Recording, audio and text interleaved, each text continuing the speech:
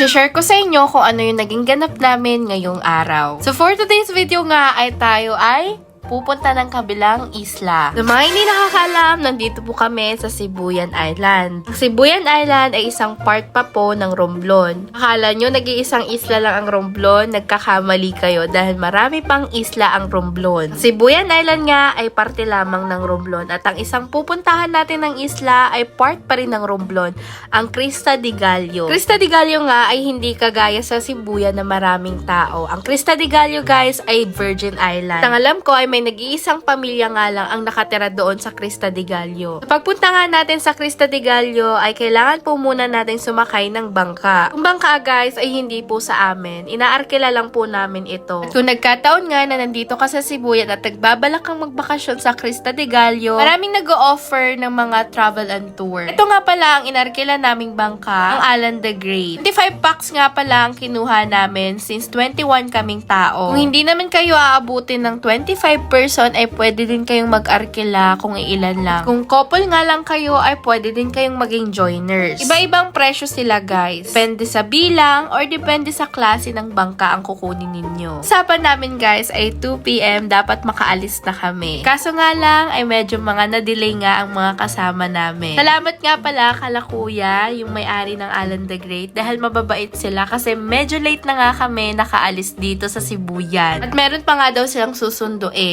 Pero mababait naman sila kuya, kaya okay naman siya. So far, dumating din yung mga kasama namin. So, bandang alas 3 na nga kami nakaalis dito sa Sibuyan at medyo hindi na siya high tide. Medyo pahunas na nga yung dagat. Oh, another word na naman kayo guys. Ang hunas sa Sibuyan na salita namin ay tinatawag na low tide or hubas. Sa inyo ba? Anong tawag sa inyo sa low tide? Sa amin kasi ay hubas or hunas. Ito nga yung second time na pupunta kami ditong magkakapatid sa isla. Dahil nga, nung nagbakasyon dito, yung tito ko at tita ko ay dinala rin kami sa isla at sinama kaming magkakapatid. Kasama na rin yung stepfather ko at yung mother ko. I'm thankful nga ako dahil niyaya kami ng kaibigan ko at ng pinsan niya na isama kami dito sa isla. So, parang joiners na rin kami talaga. Napansin ko nga na parang ang bilis namin bumiyahe sa mga oras na to dahil parang inabot lang talaga kami ng 1 oras at kalahati. Natatanaw na namin yung isla. Habang papalapit nga kami sa isla ay dun naman tumataas yung mga alon at napansin ko lang na malalaki yung alon kapag papalapit na sa isla. Habang nasa kalagitnaan nga kami ng biyahe ay medyo nagtatalsika na sa amin yung tubig dagat. Kaya yung bunsong kapatid namin ay pinalipat ko at lumipat din ako dahil nababasa na rin talaga ako. Dapat dito talaga kami dadaong guys, kaso nga lang ay low tide na kaya hindi nakakayanin na dyan mag-park.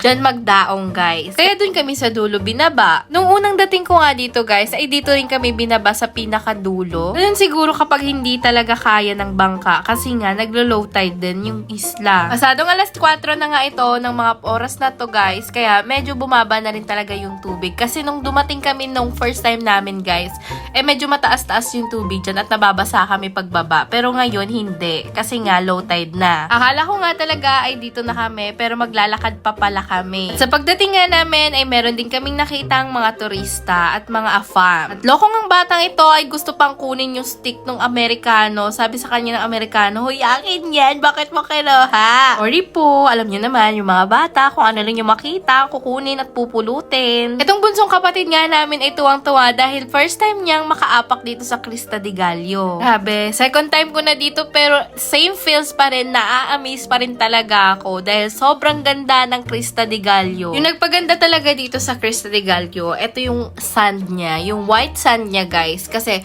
kahit magpaapa-apa kayo dyan, hindi masasaktan yung mga paa nyo dahil sobrang pino ng lupa dito. Dito na nga kami dumaan at nadaanan namin yung sinaunang bahay na nagtayo dito sa Crista de Gallo. At medyo na-amaze nga ako dahil sa paglabas namin ay bumungad sa amin itong mga cottages na ang gaganda. Kaya pala back to back talaga yung mga turista ngayon sa Crista de Gallo kasi nga meron ng mga accommodation na pwedeng pagstayan. Ay nakalimutan ko palang sabihin sa inyo guys dahil naka-staycation kami ngayon. Like overnight kami dito ngayon sa Crista de Gallo. Ito talaga yung rason kung bakit napasama kami. Dahil sa masarap na lechon. Dahil joke lang.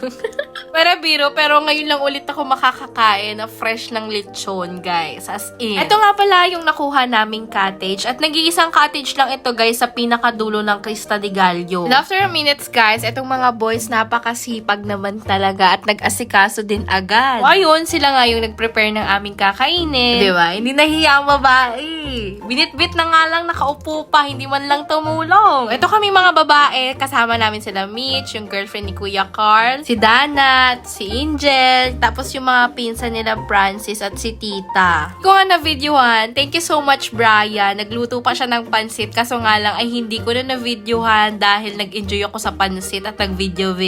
So hirap na hirap din talaga sila mag-prepare sa lechon kung alam nyo lang yung struggle nila. Pero kami, todo pa-pretty lang, pa-cute-cute lang. Hindi naman cute. Para biro guys, as in hirap na hirap din talaga tong mga boys. Ang dami ng struggles, mistake, natulo-tulo na yung mga pawis. Tapos kami, eto, artihan lang. Tapos si Kuya Nico, nag-struggle na siya kung paano niya matusok yung stick sa baboy. Sobrang tagal talaga nila mag-prepare dyan, guys. Kung alam nyo lang. Ano ba naman kasi, inuna yung pampalasa bago nila tusukin. So, ayun, nahirapan. Unexpected din talaga na nakita ko itong advisor ko na napakabait si Ma'am Toledo. Shock din ako kasi yung dalawang kapatid ko ay naging advisor din pala nila si Ma'am Toledo. Medyo napahaba na ngayon chikahan namin ni Ma'am at hindi ko na malayan sa pagbalik namin guys ay patapos na itong mga voice. Kaya ready to saing na ang porky. So ready nang ikutin siya at meron na namang struggle. Yun naman nila natali guys yung baboy. Ang galing. So, ano, unang masusunog yung paa bago katawan.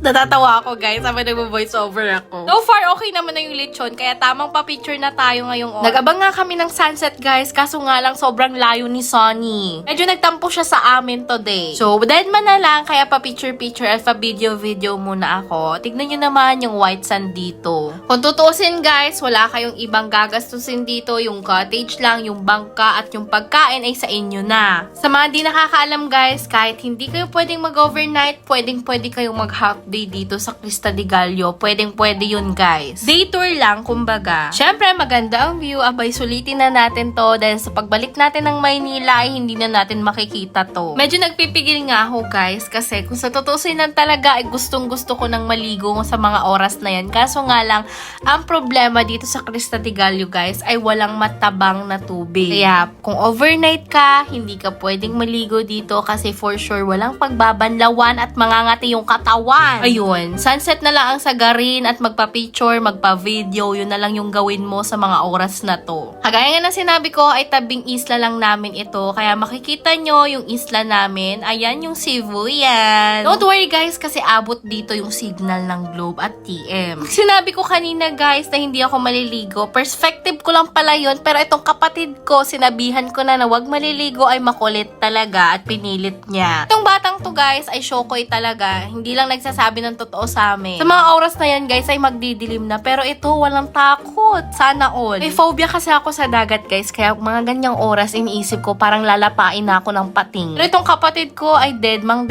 Enjoy na enjoy siya. Sabayan niya nga pala yung boyfriend kong maligo. So nasa kabilang isla siya, like kabilang part ng isla pala. So ayan yung view natin for today's video. Ang ganda, 'di ba? Tapos itong kapatid ko ay napakagaling at napaka-adventurous. Worth it gid atong kintukad namon sa bukid kay natudluan gid siya maayo kung paano magsarilang. O ayan, nagprepare na siya ng amon higaan. Itong lechon namin, guys, ay hindi pa talaga loto. Ang tagal maloto. So ayun, muni-muni lang kami. Ikipaglaro ko dito sa Shokoy. Bago na siyang maligo, guys, kaya ayan. Hinga daw muna siya. Inabot din ng ilang oras itong pagluluto ng lechon, guys, at worth it naman talaga. Salitan nga ang mga boys sa pag-iikot dito at napakasipag nila. Salute sa inyo, boys. Salamat. Kung nakarating ka nga dito, pa-share, pa-like, at pa-follow naman ako para updated ka sa vlog 2 natin. So, yun lang guys. Thank you so much. May